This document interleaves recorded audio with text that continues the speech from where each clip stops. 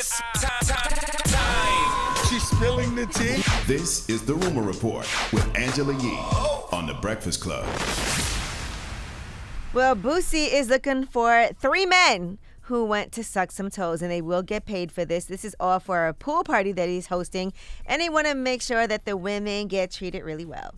These girls been talking about they want their toes sucked at the party, and you know I gotta get it for them. So I need three who gonna suck some toes. The girls gonna, you gonna get money. The girls gonna pay you. But I need some toe suckers. Wow. I respect that. That's why you get you a contract. Get you a contract to make sure everything is consensual. And, you hire people like that dude that calls up here all the time. Big Chocolate the toe sucker. It's your time to shine. Now, not for nothing. Call your people, Yee. I'm sure there's some people out there that'll take that job right now, depending on what the pay is. I don't know if we want anybody just sucking our toes. He said any man. So, minimum wage is $15 right now. So, if he could beat that and you go out there and suck some toes. And there's some guys that have that real fetish to do things like that. And you could get paid for it because normally they'll pay you, right? Normally guys will be like, I'll pay you if you let me suck your toes. But you're right, though. You said she don't want just anybody sucking her toes. Like, shouldn't the women be the ones being able to choose? Maybe Boosie should get, like, a bunch of different guys and then let the women choose which guys she wants to suck her toes. Like a bachelor or bachelorette, like a Flavor of Love type of thing. Mm-hmm. Yeah, but it'd be Flavor of Feet. I see where you're going with this. I see where you're going with this. I know, Envy, you want to get in on it because you always post your toes on Instagram. No, I don't. No, I have a wife. I'm married. But yeah, stop posting my toes on Instagram. Enough's enough. But you're the one that posted. That's what's crazy. All right, now let's talk about Melody Hobson. So if you wasn't married, you'd let a man suck your toes, is what you're saying? No, I did not. I did not say that at all. What's wrong with you? Oh, okay. You That's how kinky he this morning. interpreted it. You kinky this morning, bro. All right, now Melody Hobson. Are y'all familiar with that name? She's a chairman at JP Morgan, and she's also a chairman at Starbucks, and she has a portfolio of smart investments. And she also will be on the ownership of the soon-to-be Broncos ownership team. Oh, yeah. She's a black woman. Oh, okay. Yep. Yes, and so there have been other black women who have held limited equity stakes in NFL teams like Serena and Venus Williams, but those were acquired after a new ownership group takeover. This would be the first time ever that a black woman is publicly identified as part of an original ownership group purchasing an NFL team. Russell Wilson said that he actually had a chance to speak to the new ownership.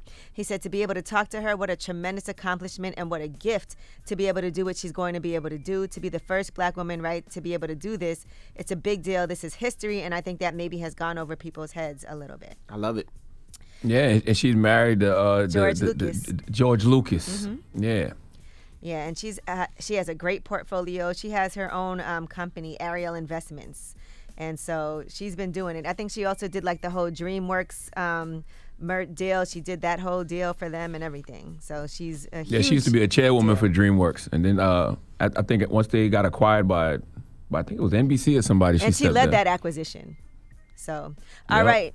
Now, Amber Heard has done her first sit-down interview with Savannah Guthrie, and she's talking about the defamation case that was brought forth by Johnny Depp, and she says that she still stands by everything that she says. Here's what she had to say about the jury's decision. I don't blame them. I actually understand. He's a beloved character, and people feel they know him. He's a fantastic actor. Their job is to not be dazzled by that. Their job is to look at the facts and the evidence. And they did not believe your testimony or your evidence. Again, how could they, after listening to 3.5 weeks of testimony about how I was a non-credible person? All right, now, it was a 6-week trial, and they went through a lot of the darkest moments of their relationship. He was trying to absolve himself of allegations that Amber Heard made. In a 2018 Washington Post op-ed, she described herself as a public figure representing domestic abuse. She never named Johnny Depp, but they said that the claims, everybody knew that that's who she was talking about. He's denied all allegations of abuse. And so he sued her for $50 million, saying the accusation hurt his career. She countersued him for $100 million, saying that his former lawyer defamed her when he called her claims of abuse a hoax. At the end of it, ultimately, he was awarded $15 million that got lowered to $10.4 million, and she was awarded $2 million. When the jury found that his lawyer did defame her on 1 count.